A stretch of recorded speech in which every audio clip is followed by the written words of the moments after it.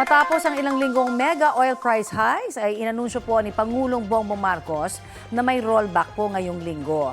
Una nang sinabi ni Energy Secretary Sharon Garin na mahigit 20 pesos ang rollback sa kada litro ng diesel, mahigit 4 pesos sa gasolina, habang mahigit 8 pesos sa kerosene. Sa ngayon, wala pang oil company na nag-anunsyo ng kanilang magiging rollback.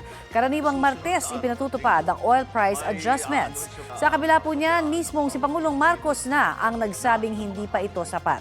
Kaya magpapatuloy raw ang pamahalaan sa mga hakbang para maibsan ang epekto ng mataas na presyo ng petrolyo. Nagpapatupad na ng cash aid, discounted na pamasahe sa MRT at LRT at may planong pagkontrata sa mga pampublikong sasakyan para sa dagdag kita. May mga iaanunsyo pa raw ang Pangulo sa mga susunod na araw at linggo kaugnay rito. Hindi nating hahayaang mapabayaan ang bawat Pilipino sa gitna ng mga hamong ito. Kaya tuloy-tuloy ang trabaho ng pamahalaan nang may maramdaman na ginhawa ang bawat pamilya. At yan ang tinututukan namin araw-araw.